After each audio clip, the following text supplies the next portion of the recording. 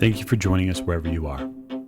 This podcast episode is brought to you by the Old Ways Actual Play team.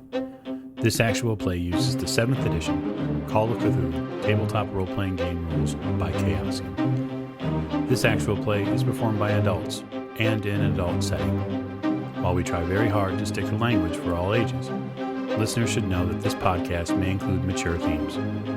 All content, including names, places, events, companies, and etc., that may bear resemblance to entities living or dead, is strictly coincidental. My name is Michael Diamond, and for tonight's game, I will be your keeper. Thank you for joining us again in another episode of the Old Ways Podcast. I am your keeper, Keeper Michael, and we return to Masks on the Orient Express, our crossover episode. I'm certain that you all enjoyed the first one. Hopefully you'll enjoy the second one as well. So we want to first, for this episode, start off by thanking all of our Patreon supporters. Your support through our times of creativity and trauma, in some cases, is amazingly helpful. And if you have not joined us as a backer on the Patreon, you can at patreon.com/theoldwayspodcast. Come out, see what we have, check out all of the bits and goodies you could get a hold of for any of our 3 campaigns. As we move forward in our 3rd campaign with Vampire the Masquerade. But more on that probably in a totally different episode. I would like to begin introductions. And so to my right. This is Tiffany, and I play Maeve O'Shea, and I'm not very happy. You are not very happy. I can't imagine why. So to Miss O'Shea's right. This is Mike. I'm playing James Robert Fraser, and I'm not having any of this parlor trick shenanigans nonsense. Yeah, you firmly are staunchly in the camp of the believers in the good Lord above, and anything else can be sorted out by someone else. To Mr. Fraser's right. Hi, I'm Rena. I play Lady Elizabeth Fitzroy, and might have some unresolved daddy issues. I mean, take a number.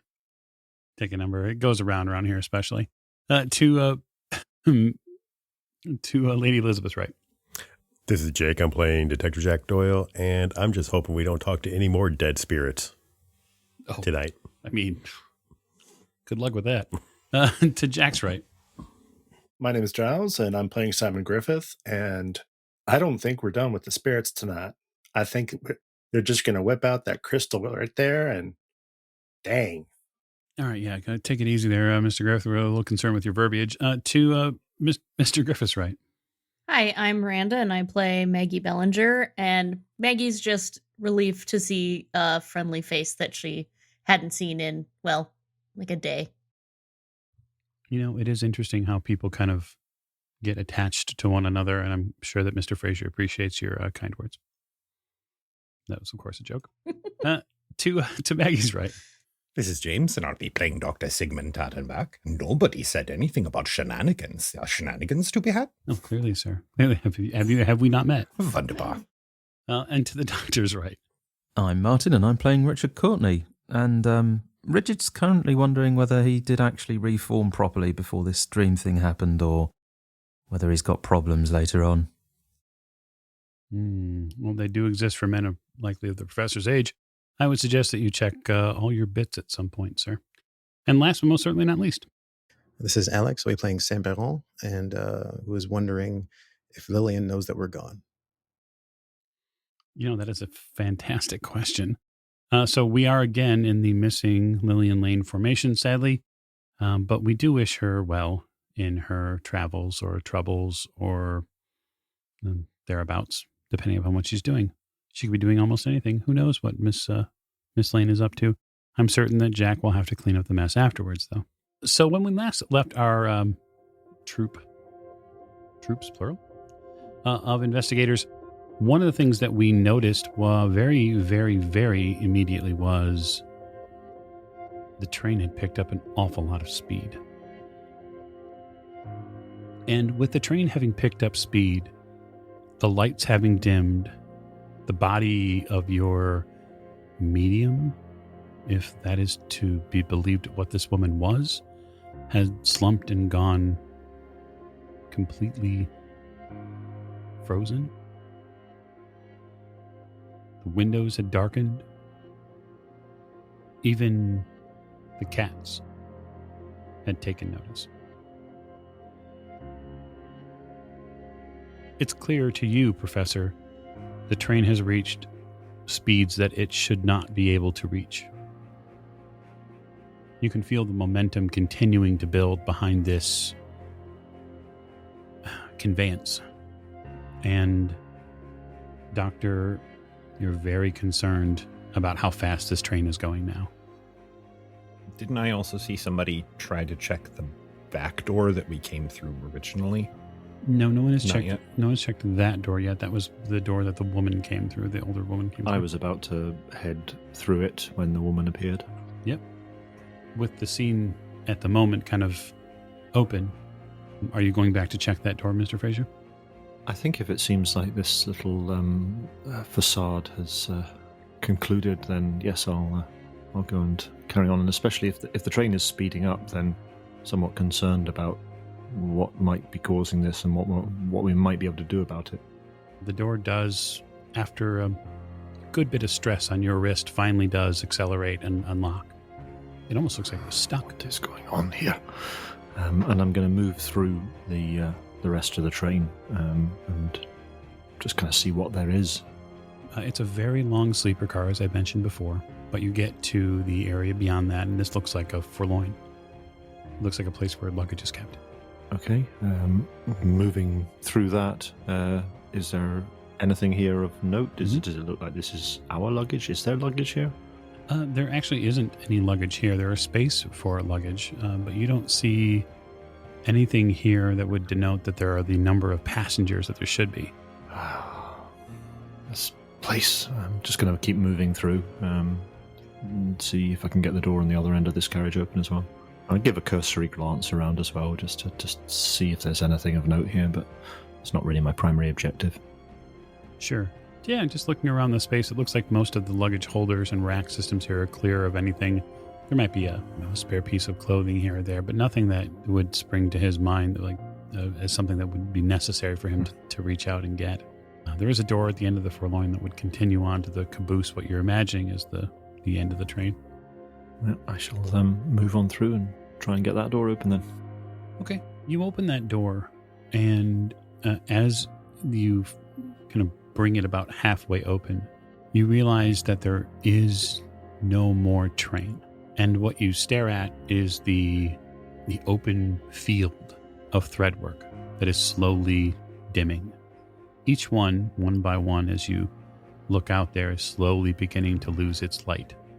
And in totality, you almost stare into this fixed point, this end point, where all these threads go. They kind of run all the way back to this central point in the center of the horizon, a vanishing point. And in totality, there is everything and nothing beyond this doorway. And it is so completely unraveling that we're going to question his very sanity. And we're going to have him roll. Oh dear, oh dear, oh dear. I suppose if you stare into the abyss long enough, it's going to stare back at you. Mm-hmm. I take it there's no tracks or anything like that the train is travelling on. It's just kind of... No.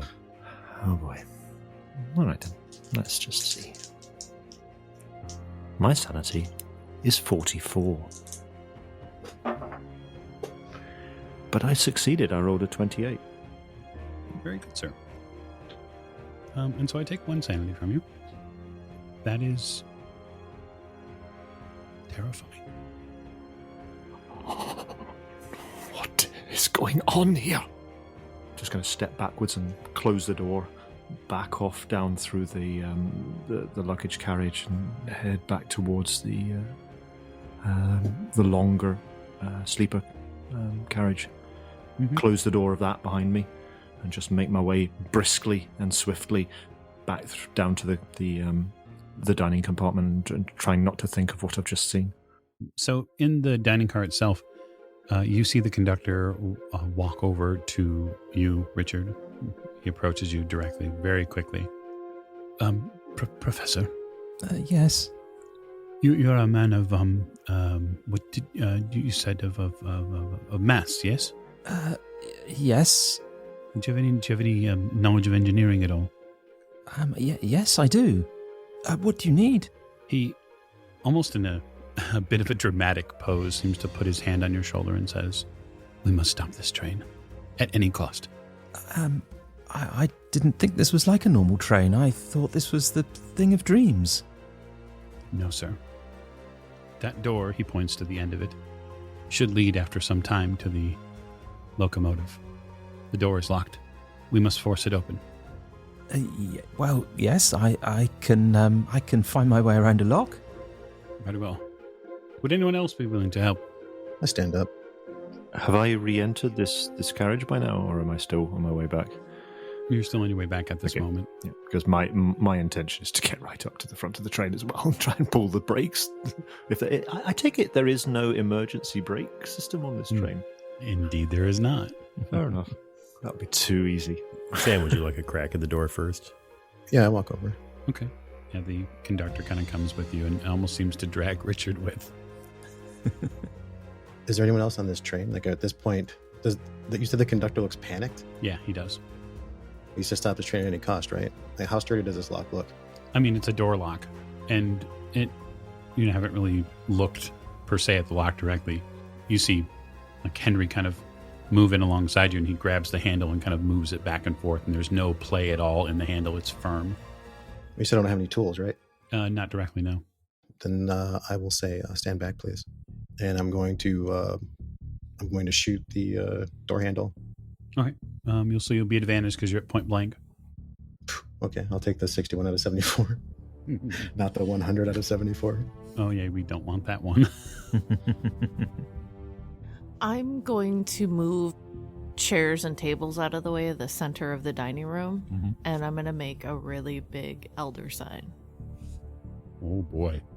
I'm going to start carving it into the... Okay. Lady Elizabeth? What are you doing, Miss O'Shea? I am getting ready to protect us all if we need. Oh. Well, carry on then. I'm going to take notes. This shotgun goes off, and a big hole appears where the handle was. It's at that point, Mr. Fraser, you re-enter the back. And I am just moving swiftly through the carriage, heading towards the door at the other end. You're going to begin carving, Miss O'Shea? Mm-hmm. Okay. So you start working into the carpet here? Yeah, I want to make it big enough, basically, that if we need, everybody can stand in it. Okay. You begin working at that. You probably have several people have to help you move furniture and chairs out of the way. Who's going to the engine? I'll go. Yeah, I'm on my way up there. The conductor seems to pull several of you towards that front end of the train. Beyond the dining car here, this car, the car you enter beyond that, seems like another sleeper car. And all of the doors here in the sleeper car is open. All of them are already open. You can see just down the row. And Jack, you get a really bad feeling about this hallway instantly. So I'll just kind of sidle over to one of the nearest open doors and take a quick peek in. Oh, yeah, it's a body. Yeah. Like laid out. Mm-hmm. Laid out, gutted. The passenger had a companion at some point, had a person in that room with them. That person's been flayed. I would suggest not looking into the rooms. We have to stop this train right now. What were they flayed with? Was this a knife or was this mauling? Yeah, Doc's got to touch it.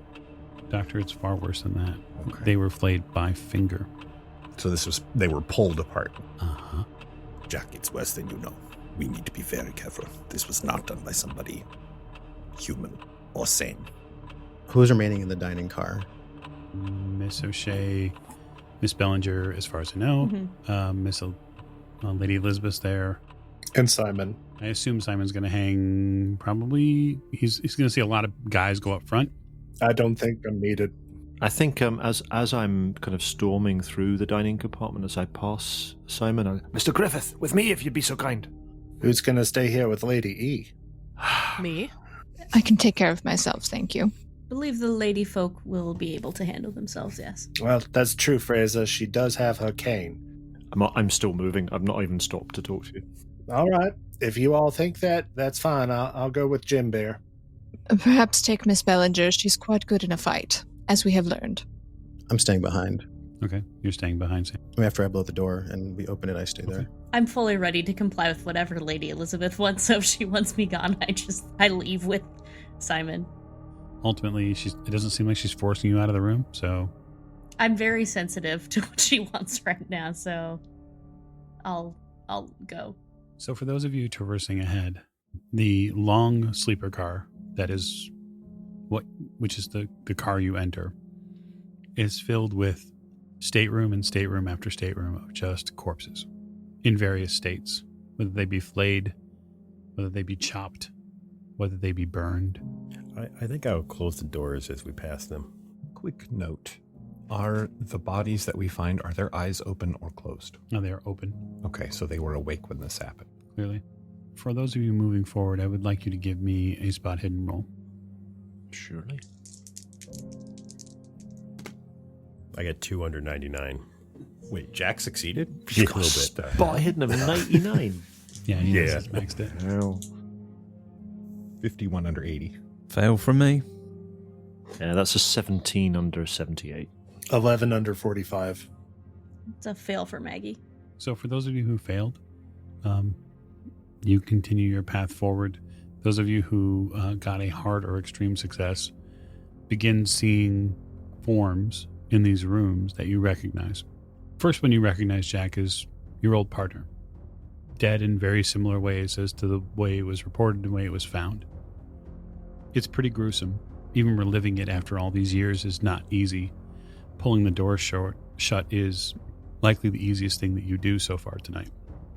Doctor, you see the man that you vivisected in Chicago with the poison sac.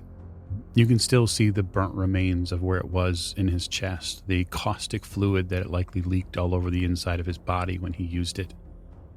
And this strange human serpent half-breed. Try my best to swallow that lump of bile that I find. And Mr. Griffith, as far as your sight, you probably see some boys from the war. Boys that didn't come home. Probably sappers that didn't make it out of a hole. And that's on me. Because I was their sergeant. It is. And you know it. Mr. Fraser, it's likely really one death that probably clenches you the most. Someone that you once were in service to. Yeah. And that's hard. Yeah, so, I mean, I'm storming down the corridor, not really looking into these rooms as I go down. I'm not interested in this. I'm focused at whatever it was that I saw out the back of this train has shocked me to the core, and I have a single goal, a single focus at the moment. But I think if I catch out the corner of my eye this person in the cabin, then just for a moment I stop, take a half step back, turn white as a sheet, and then swallow hard and push forward. Those of you moving forward in the car arrive at the next door. The air in this section of the car is hot. It's palpable, the temperature change, both from the precipitation and from the very heat. And Henri looks at you and says, "This should be the locomotive." He, again, yanks at the door handle, but it won't open. Lost this train. Yes, sir, allow me. I will tug on the handle as hard as I possibly can. All right, Mr. Fraser, give us a strength roll. Absolutely.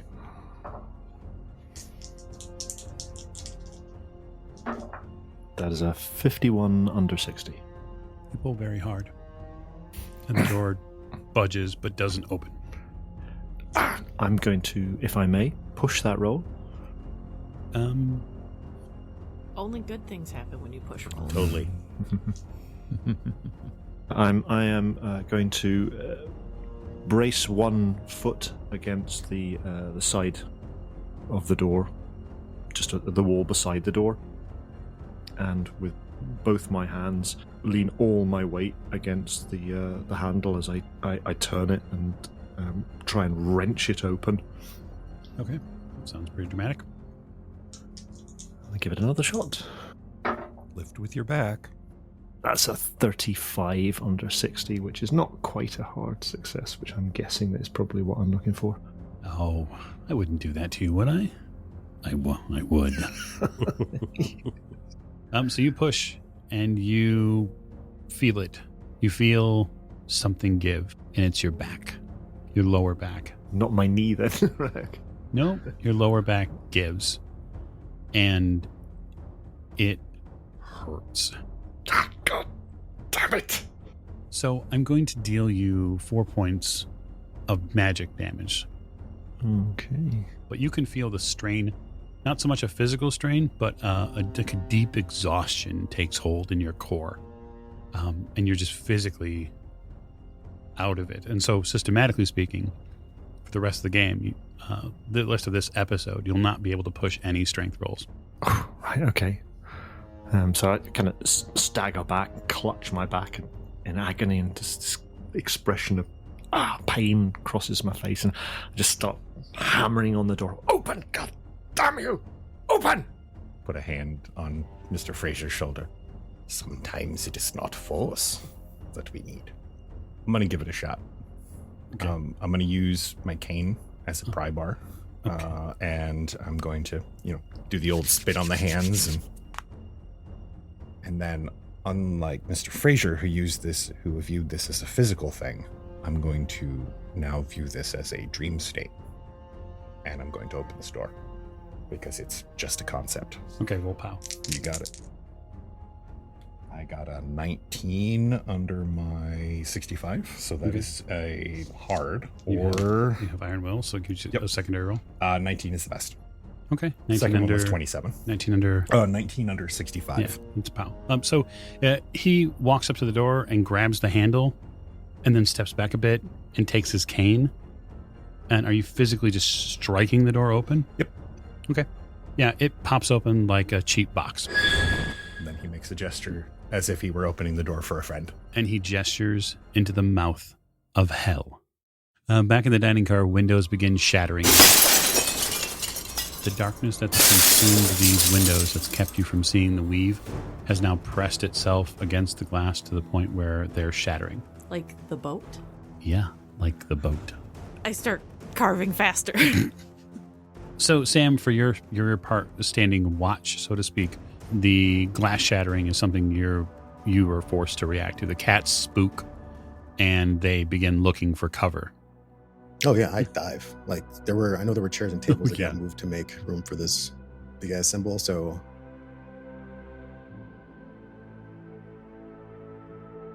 and so for your part, Lady Elizabeth. No, I'm ducking while also asking, Miss O'Shea, is there any way I can assist you? I don't even have a book to show her the symbol, do I? Nope. Not unless you know this. I'm afraid not. Make sure I'm clear. Well, it's going to take an investment. You're going to have to paint the final marks into place. Mm-hmm. And in the hotel in England, you didn't have any paint, and so you used blood. Mm-hmm. I figured that's probably the way I'm going to have to do it. I always have a sharp implement. What's a little blood magic between you and a friend? So, Sam, you duck, and several of the cats preternaturally just kind of herd towards you because you're under something and you're clearly the person they want to be next to. And so you kind of get 4 or 5 incoming felines who want to make sure you're okay. That's fine.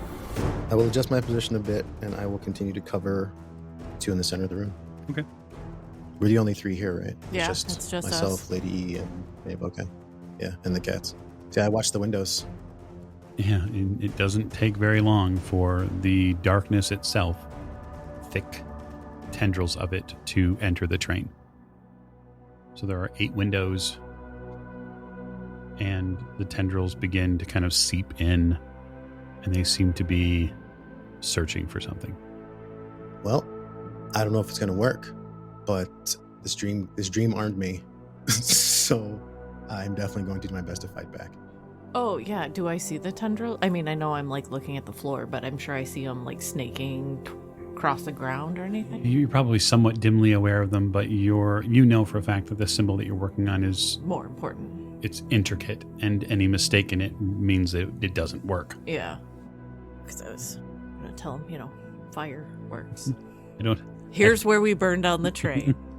I don't think he's going to have any sort of issue pulling the trigger on his shotgun. No, I have at least 16 shells on me. So, Lady Elizabeth, you realize something very quickly, and that is 2 of the tendrils are making a dead bead for a very thick tome that exists here in this car.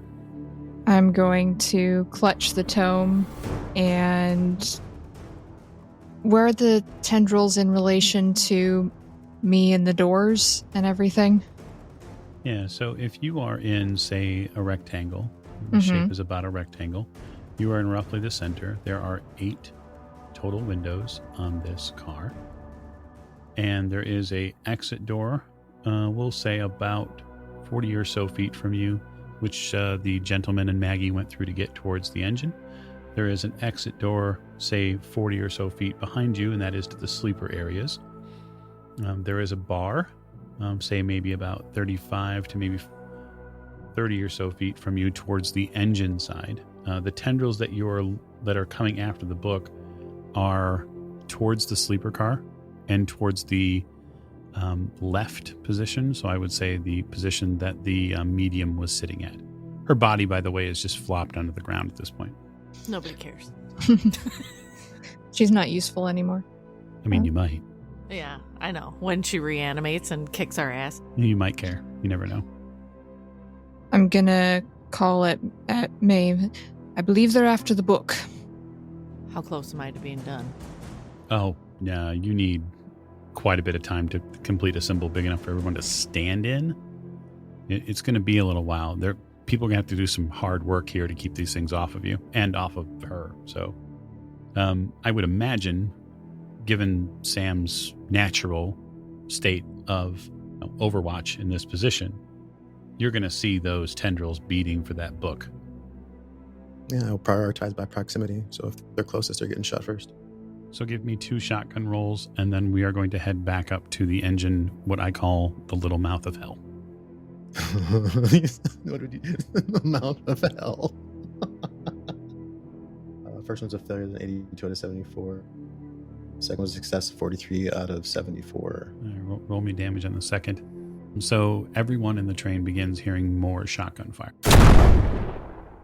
So at the front of the train, Dr. Tottenbach has extended his arm through the open doorway towards the engine room, and inside there is not quite literally, but there is a large open maw where you would know coal would get shoveled in. Anybody who's been on a locomotive or seen a locomotive train knows that there's coal that gets shoveled directly in, or wood, depending upon the type of train. And this has been stylized in a very Gothic maw opening. And there are all sorts of bits and dials and whatnot, and levers and wheels in this room. And the maw is open, and it is a roaring fire that is exuding out. And from the window that is available to you, you see the massive steam whistle. And in the front of the train, there appears to be, at least from where you're seeing, all of you are seeing, there seems to be something coming up ahead on the track. It looks like a very large form that is sitting on the track. Anybody know anything about trains? Seeing the dials and the levers and the knobs and things, Richard sort of leaps forward and tries to understand what's going on, maybe pulling the whistle to let off some steam, or perhaps looking for a valve that might release this steam somewhere. Yes, very good. You pull the whistle, everyone make me a constitution roll. Everyone on the train. He is swine. That is a 32 under 32. No, 33 over 32. So it's not quite a hard, but it's under 65, so I do succeed. Okay, good. Okay. 38 under 55. Okay. 28 out of 50. Okay. 62 over 45. Okay, Meg is 85 under 90. 21 under 85. All right, Sam? 40 under 65. 48 under 50. Maggie. Whoops. All right, so you pull on the steam whistle and in hopes to just try to figure out what the hell's going on, let off some steam from the locomotive. And when you do, the bellow that comes out of the front of this locomotive is something that vibrates the train and your inner ears. Those of you who succeeded only spend a round or two kind of getting your brains back together. Those of you who failed lose your equilibrium and are going to need to either get help moving about the train from now on until the end of the episode, or will need to pass hard dexterity rolls to keep your balance. Maggie, you're fairly certain that that's not one. That's not going to fix things. Don't do that again. I would probably be shouting, Richard, please stop. It's only a little whistle. As Maggie looks like completely discombobulated, like kind of slumped over against the wall. Is there a douse bucket here? You know, funny enough, Jack, no. Damn it. Not a single one. We have two options, Jack. Put the fire out or make it worse. Well, I'm not making it worse. I could. We should be able to redirect the steam if we twist the right valve. It should dump it somewhere. Never mind that. Find the brake, man. I don't think this has brakes. Oh. Is that a brake? Yeah, I'm just going to say I'm looking for a big lever that looks like the kind of thing you pull to stop a thing. You know, shockingly, there is an enormous lever with almost this four-gripped handle to almost like as a safety catch. Because you can't bump into the lever to stop the train, right? So you have to remove the latch, pull it forward, and then move the lever. But it's right there. It's adorned with all sorts of strange tentacles, though. Don't care. You might. Unless somebody else grabs it, then I'll make for it. Unless somebody else gets there first. I'll help. Okay. Between Fraser and the doctor, there's like two people on it. Sure. Okay, so are you going to continue attempting to exert your will here, Doctor? Yes. Nothing in this has so far proven to me that any of this is physical. Not real, but physical. And therefore, using physical strength makes no sense to the doctor. Okay, and clearly, Mr. Fraser, you're going to make a strength roll because that is just kind of the person that you are. Before he does it, I poke him in the forehead and say, up here. I lean my head against the brake lever.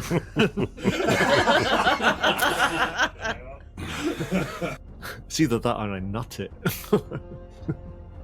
Yeah, I mean, none of this mental nonsense. I'm gonna pull the lever.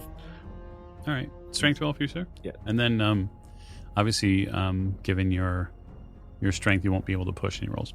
Yep, no, that's fine. So my strength remains the same as it does. Before. It does. It's can't just push your it. inability to summon the second wave of courage. Not a problem. I got a 91 on the first roll, but I got a 32 on the second roll, which is a hard power roll. That's a 95 on my strength roll. Ooh, wonderful. And you can't push that. No, I can't push it. It's not anything worse than a fail, but it's still a fail. That's true. So you, Dr. Tottenbach, lift the lever and begin pushing, and so does Mr. Fraser. And as you guys kind of move the lever back to feel the train slow, the tentacles themselves on the handle come alive and wrap themselves around your hands. Well, that's horrible. Professor, you're continuing to pull levers and knobs and switch dials, yes?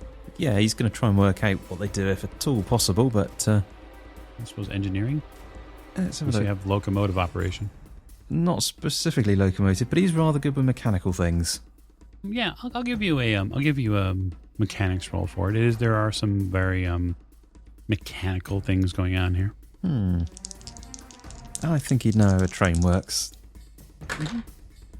That's 54. He's only got a 40, so that's a fail. Well, there's luck, of course, or pushing the roll. Well, I suppose he could start frantically looking around and, make a few guesses just to see maybe if it does what he thinks it does. I mean, it's easier to see if something behaves as you think it might by trying it, wouldn't it? Absolutely. Only good things come out of pushing. That's right. Come on, lucky green dice. Ooh, 10. Ooh. Well, look at that. So there are, on the left side here, you have 2 corresponding wheels that seem to release or turn valves in the train this way. And there's 2 more up top. And then on the right here, there's 2 up top and 1 at the bottom. And does he know which one does what based on his mechanical ability? Up in the upper left there's a valve you could turn. It's got a blue handle on it. You're fairly certain that should let a little bit of excess pressure out of the engine. I think I've got it. I think it's this one. And Richard goes and loosens the valve. Okay. You loosen the valve. The train seems to shudder a little bit. You're not certain in a good way. Back in the dining area, the swift weapon fire from Sam has fended off the closest tentacle to you, Lady Elizabeth. And Miss O'Shea, you continue working that outer circle pattern, and you are nearly complete with it. Although you have had to essentially rip up the actual carpet, much like the England hotel room, because you can't really carve into carpet. Right. With that complete, you are going to need the vitae portion of this experiment. And you're a little concerned given the space of how much will be required. I'm going to look up at Lady E and tell her, as I hold out my hand with the dagger, and ask her, can I use some of your blood too? Why not? Got to protect the book after all. So I'll cut both our hands, and I'll take her hand and slam it down on the last symbol as well. So you're doing that with a very specific knife, yes? Yes. Very good. It's the only one I have. Why don't you roll POW for me? That would be 61 out of 83. Okay. So you both begin to bleed from a wound to the hand. And as you do, are you instructing her as to what to do? Yeah. Or I'm just going to, pull her down to me and finish what we need to do. Everyone's being so forceful with her. Well, I can't help it. This needs to get done. I'm fascinated by this. So this seems a little bit like painting, except with your fingers. You're filling in gaps and cracks in the wood now. And you're filling them in with your blood. As you work counterclockwise and she works clockwise, you kind of both come to a center point. Sam, you continue to fire. It seems like the tentacles are starting to get the point, though. They're beginning to mass a little stronger over in that area. Like they want to test how fast you can fire. Sure. If I continue hearing shotgun shells back there, I am going to go back. Okay. To help. Makes sense. You'd probably arrive a round or two later, but why don't you give me 2 more rolls, Sam, of the shotgun, and then the round after Jack will arrive. Sure. So that's a hard success, 36 out of 74, and a 73 out of 74. Okay. So you fight 2 more of them back to the point where the only one left on that edge there seems to be angling more for the body of the old woman. Okay. But it has definitely changed its target from the book to that woman. Yeah, I'm actually kind of in agreement with Maeve here. I don't know if I care if it runs away with that thing. So, Maggie, with your balance a bit altered, I want you to make a spot hidden roll for me. Okay. So I rolled a 99 over 31. So I don't think I see much. Still a bit woozy from that train whistle. No, actually, I'll just spend a hand of fate on Maggie. Oh, thanks. So I'll just give you a reroll. Maggie's vision kind of doubles and blurs, so she shakes her head, closes her eyes real tight, opens them up, steadies herself as best as she can, and still doesn't pass. She rolled a 36 over 31. Richard's, he's touching a lot of valves, and you're very, very worried that he's going to touch the wrong one. Richard, please be careful. I can't see what you're doing, but it seems like something could go horribly wrong here. I think I've almost got it. Nope. The train rocks back and forth. You feel the train move as if it's teetering on the edge of the track. You can feel the right side of the train lift. I would like the doctor and Mr. Fraser to attempt to either continue to break the train or pull themselves away from the tendrils and tentacles that have grasped onto their hands. I'm pulling myself away. I'm no longer pulling on the brake. If I'm able to continue to pull on the brake, that's what I'm going to try and do. Fair enough. 14 under 65. Okay, you pull your hand free. Mr. Fraser? So is this just another strength roll to see if I can Yeah. manage to do it? Yeah. Okay. 16. Oh, wow. That's what I'm talking about. You get your hand free, Doctor, and you see Fraser kind of summon this strength within him, whether knowingly or not, and the train suddenly begins to slow at a rapid pace. You hear the wheels grind on the rails as a wildly long screech emanates from them. Sparks of steel, of some sort of metal, begin rising from the left and the right hand side of the conductor's windows that you can see, and you hang on, Mr. Fraser, in an attempt to break this train. Stop, goddamn you! Stop, damn you! Richard, out the front window, because you have the clearest view of it, you see the form on the tracks. It is wide and bulbous with an unfriendly looking lower form. It appears, anyway, to have 4 or 6 legs. It's got to be 15, 20 feet wide. At its base, there's a bulbous stomach, and growing out of the back of it are these very long and wide black tentacles. So it sort of looks a bit like a giant spider. Sort of. I would say it's way more bulbous than a spider.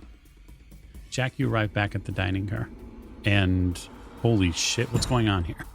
Well, I guess I'll jump in too. Why not? I'm always up for some gunplay. All right, give us a little gunplay, Mr. Doyle, as you and Sam begin fighting back the forces of darkness. 3 shots, because I can do it. 13, 53, and 29. The 13 was a impale, if that matters. Systematically, yes, but I in know. this moment, no. Sam, at your left, Jack Doyle's guns appear, and with him attached, he joins you in shooting these tentacles back and away from the whatever the hell that is going on in the middle of this room, Jack. I just fire. That's Miss O'Shea and Lady Elizabeth, if you would both give me power rolls, please, as the two of you come together. Oh my. That is a hard success. Mine is 35 out of 83. Also a hard success. All right, so we have nine people, technically. Okay, I guess on a scale of, say, 1 to 5, how powerful would you like this shielding, Miss O'Shea? Probably about a 4. Okay. And so I suppose what I'll want is... I also have this many extra. Okay, how many are you prepared to spend out of that if necessary? All of it. Okay, so I'll split the difference between you and Lady Elizabeth. I would like the both of you to spend 7 magic points. Okay. And your vault is empty. Oh, okay. 7 each? Uh-huh. Okay. Yes, plus the 20 banked. You both are overcome with a very strange sensation. And that is one that kind of filters down through your cut palms into the train here. And you begin to feel the train itself, the ebb and flow of its energy and what is going on outside. And it's from that perspective that you each are drawn almost together in the same sort of headspace a little bit, as you kind of agree in concert about a protective area that nothing outside may touch or harm you.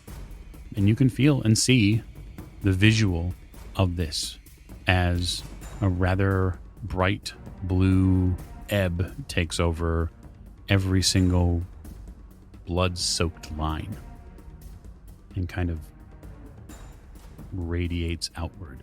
And you know, if you stand here, you will be okay. Yeah, I'm gonna yell at Jack and Sam and tell them to get in the circle. Well, okay, I'll yell down the hall, down the car to the engine. Let's go! This thing's big, right? This circle. It's huge.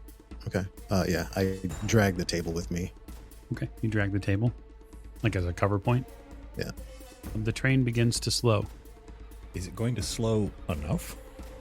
You think so? Rough estimate. While he's holding on to it, Mm-hmm. He can't hold on to it and get in the circle at the same time. So Doc takes his belt off real quick and wraps it around the handle. Okay. Cinches it and then wedges his cane behind the lever so it can't reorient itself to not being held. It's very smart of you. Okay, are you attempting to clear the room? Yes. All right, you can tell already that Maggie is going to need help. I help her. She definitely has a loss of without equilibrium. hesitation. Okay. You're not very steady without your cane either. I'm not when I'm awake. You actually have zero issues walking here. My Doctor. brain does not acknowledge my leg as being hurt. Simon is pushing the three of them, Maggie, the doctor, and the professor, ahead of him back towards the car, and I'm going to more or less pick up, enable Fraser because he blew out his back, his knees aren't too good, and he's looking mighty old. Can I just check where this protective symbol has been created? Is it in? It has been created. Is it in the dining?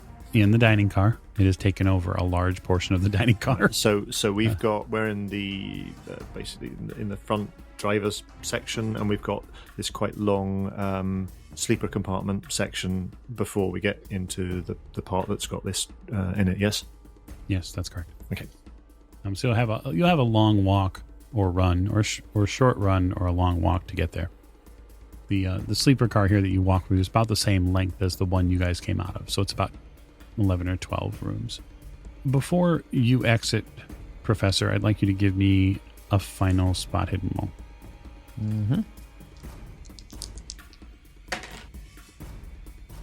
It's not good on the old dice today. That was 70 over 60. Burn that luck. Do you want to though? I haven't got much left. Do you want to? Do you want to see? You got more than me, mate. Could I also just check that this, whatever it is that's in front of the train, can all of us who are in the driver's compartment see that, or was it just Richard? Technically speaking, everyone could see it. The reason why I gave it to Richard is because he was standing in front of the controls trying to figure out what's going on and being able to easily see. If you were looking back and telling to, obviously trying to goad people out, you would see a form outside.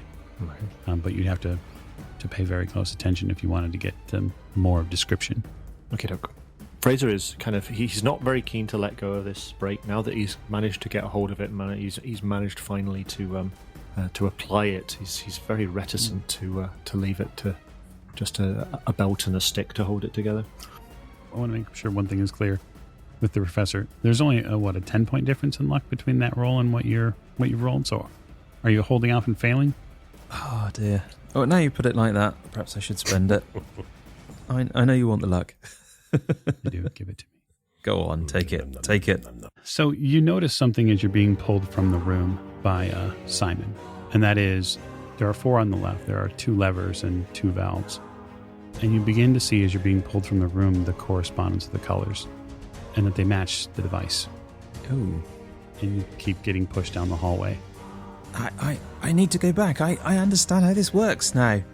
You got 2 minutes, Professor. You're the only one who ain't lipping here. Yes, indeed. He struggles free and... Simon, you get passed by Richard going back into the locomotive. Do I hear people coming down the hall? Yeah, you do. Okay, I'm just going to yell, hurry! Oh, that's fine. I'm totally fine with the professor pushing back me. He's the only one who ain't limping. So I'm just herding the rest down the hallway. Okay, so Mr. Fraser, you somewhat... You said you were reticent. Are you leaving with Simon? Only if he pulls me off it, basically. It seems like that's what he's wanting to do, but Yes, I am. Okay. Yeah, I mean, I'll if he's making it quite forcefully making his point that he wants me to get away, then yeah, I'll go with him.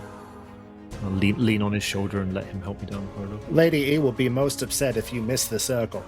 All right, I'm coming. I just hope to God that belt holds true. everyone except the professor moves back into the dining car and can see Jack and Sam tactically continuing to protect as these tentacles make forays into the room. They have slowed considerably in their frequency, but they are seeming to amplify in force now. It's beginning to take multiple shots to bat them away. They have taken the woman out of the window at this point. They've pulled the entire body right out. As the rest of you get in, you see this glowing, mystical circle that the four of them are in. And it does take a bit of a leap of faith probably for some of you to get in close and tuck in near them, but you kind of all coalesce and collect. Oh, I'm going to have to be dragged kicking and screaming into a glowy magic circle.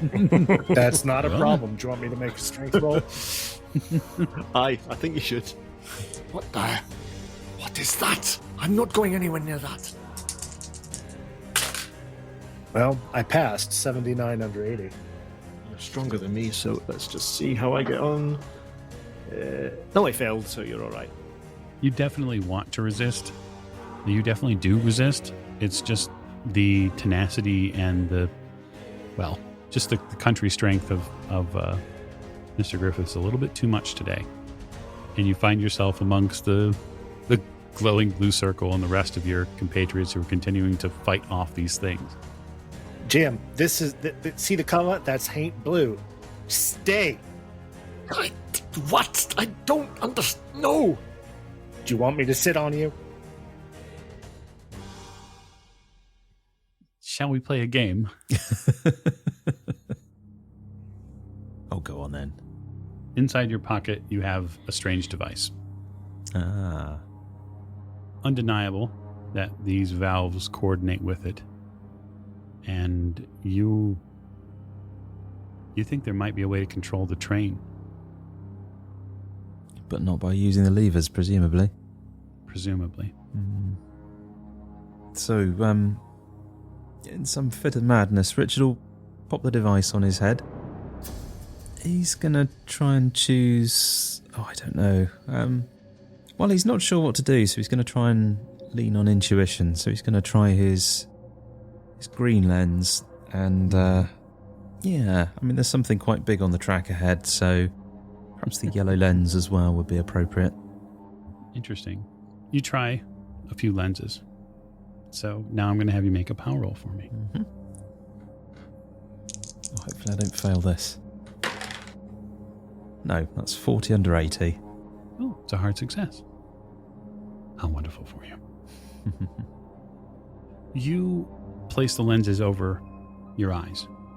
You can feel the device kind of click into place as it always does. And then something very strange happens. The antenna-like lens holders, they move back off of your face and they connect out into the valves and levers of the train. And you feel the mass, this mass of mechanics press further into your face. And the first few drops of blood pour down from your cheeks and the sides of your face. And for the first time ever, you feel true pain. And you feel like you could go anywhere with this train. The locomotion, the levers, all of it is at your command. So Richard's going to try and imagine that there are no tracks here. And the thing ahead is just a thing. The direction's not important because the train could go anywhere. Mm-hmm. So he's going to imagine the last time he was on this thing. It was quite a sedate ride. Nice and slow, everything passing by sort of peacefully. The coloured thread's still there, but there was no impending doom, no steaming train. So he's going to try and slow the thing down and just imagine it in a place where there are no large bulbous creatures with tentacles out the back. Okay. So roll 2d6 for me. Ooh. That's 7. Okay.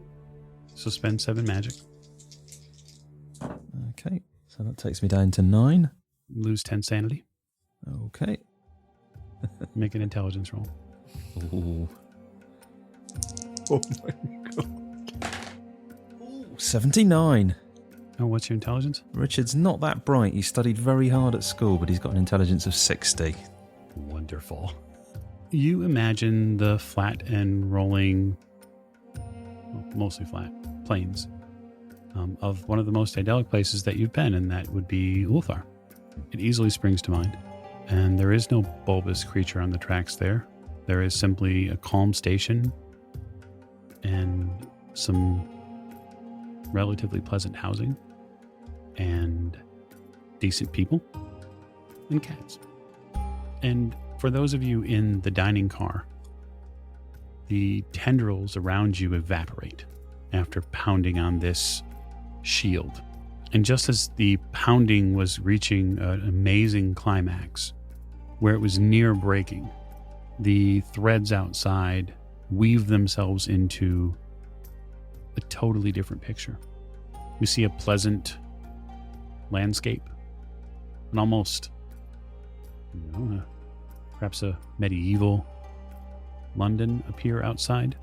Cottages, thatch roofs, and you pull into a station.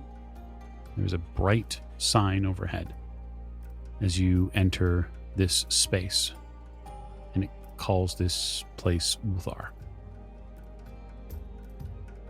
And as the train pulls into this space, one by one, fragments of the dining car that you're in begin turning and changing. Almost this magical puzzle begins to unravel. The train itself physically changes. For those of you who have been on the Dreamlands Express before, you begin seeing those changes come about. And as the train finally moves completely into the station and stops, there is a loud and audible click from the center lock on the tome. Oh my. Have we stopped? Because I will very slowly stand up. You see the conductor stand up and try to brush himself off. My dear. He looks out the window. Huh, Ulthar. Tremendous. He brightens. Is this glowing magic circle still here? Nope, it's gone. As is the cut in the floor, as all is the disruptive furniture has all been replaced by the Dreamlands Express furniture. Even the conductor seems a bit brighter. Well, this looks familiar at least. What just happened? I thought we couldn't return to a place once we'd been there already, and we've already been to Ulthar. Or at least some of us have. There are many who have not. And you cannot return after you complete the voyage. And he kind of looks very knowingly at you, Lady Elizabeth, and Mr. Fraser, and says, as we know, none of your party has completed the voyage, yes? I don't think so. I don't know. I must find Professor Courtney. I'm ready to get off this ride. Yeah. If you are all interested, as appealing as the door to your left might be, you will want to go to your rooms and go to sleep. You will need to wake up and come properly if you're going to board my train in the future. You'll need a ticket. Can we purchase one now? No, I think for a time the Dreamlands Express may be out of service. He hustles back up towards the engine. Jack, quit ruining things. As I laugh and walk towards our room. Okay. Professor, you are collected. You don't have the physical strength at this point to stand. You are a mass of gibbering nonsense. The most you remember is being passed from one set of arms to another as you are delivered from the locomotive area to the arms of Mr. Griffith. Mr. Griffith, you get your professor back, but it is clear he is not whole. He has some fairly grievous wounds in his face, and they look like some of them might be burn marks. Can I do first aid? Even in the dreamlands? Sure. Yeah, I'm not worried about the dice roll as far as first aid goes, because he's technically not been hit point damaged. Okay. These are far deeper wounds that he'll have to deal with. We'll talk later. That's for Tottenbach. Maggie, Richard is here. He seems to be roughly in some of the same state, but he definitely went through something traumatic. Yes, perhaps we can get you back to the waking world and Paul can take a look at you. So many colours in the train. Who built it? And he witters away. I imagine an awkward, Maggie needs help to her room, but obviously Richard also needs help. Yes, under one arm, Yeah. Simon grabs Maggie, and then on the other he grabs Richard, and he's going to escort the kids to bed. Separate beds, clearly. Yes, obviously. The conductor returns after bringing the professor back, and he seems to step over towards you, Sam, and he thanks you for your service to the train and to its guests. I'll nod. So try to keep this thing under control for a while, huh? Yes. It will be here at Uthal Station for some time. Will we really just wake up where we were if we go back to sleep? You should. Every time I went from the physical world to the dreaming world, I woke up exactly where I was. And just to be clear, you're dead. Yes. Yes. I no longer exist in your physical world. I, unfortunately, was involved in a train accident. There's a big fucking surprise. But the Orient Express is never far from my thoughts. I was once its conductor. You seem to have the favor of the cats of Ulthar. Use it wisely. Never done me wrong. I have found cats tend to be a little picky. I shake my head, clap him on the shoulder, and start walking by, kind of side-eyeing. I heard that book open, right? You heard the central lock on it open. Yeah, it seems it's been covered in blood. Of course. I will make my way to my room. Lady Elizabeth, the central lock is open. You're not sure if it has your blood or Maeve's blood on it. There's been a lot of blood going around. Well, I'm going to assume it's mine. So the central lock was the larger one? Mm-hmm. I now need to find the other two. Indeed. I'm going to spend some time studying once I wake up. Clearly. As conductor, Henri does whatever he can for his guests. And so you get complete, regular, turn-down service, bed preparation if you ask, all that. If you wish to be left alone and to your own devices, he's more than happy to do that as well. So for those of you who do slumber, which I'm going to likely assume is going to be all of you, sleep comes very quickly. Before we do all settle down, I'd like to try and find a moment to talk to Dr. Tattenbach as well. Doctor, I must thank you for your assistance in our endeavours to stop the train earlier. Of course. That is not a problem. I would have done it. Regardless. It strikes me that we seem to have something in common. That your companions and yourself and I and mine. Yeah. Might I ask, where were you when you went to sleep last night? We are passing through Milan on our way to Egypt, I believe. Yes, we are continuing with the route of the Orient Express ourselves, and heading through the various destinations until it reaches Constantinople. That is our ultimate destination. I tell you what, Mr. Fraser, should, worst case scenario, you ever need to get a hold of us, okay? You will talk to a Carlton Ramses in New York. Do not explain how you know us. Just say that you met us on your travels and that you need to find out where we are. Worst case scenario. Very well, Carlton Ramses in Europe. It was very nice to meet you. Doc holds his hand out. Very, very good to know, sir. It's been good to meet you, and your travelling companions as well. And similarly, we can be reached through the estate of Lady Elizabeth Fitzroy at Maplebrook. We have a London residence as well, and I will write down a telephone number. To try and find a piece of paper and write the telephone number of the Kensington house there. If you simply leave a message that you wish to speak to Mr. Fraser, then word will get to me. Fantastic, Mr. Fraser. It was wonderful to meet you and your companions. You keep them safe. Aye, and you yours as well, yes. I will do my best. Now, good sleep to you, and hope to hear from you again someday. Indeed. Good night, sir. Sleep tight. You as well. Go on and close the door. So thank you for joining us for our 2-part episode series of Masks on the Orient Express. I have greatly enjoyed recording it with them. I kind of expected the entire world to burn down, and that's pretty much what we got. But I look forward to both groups getting a little bit more experience in their own stories soon enough. So thank you much for your listening ears. We will see you next week.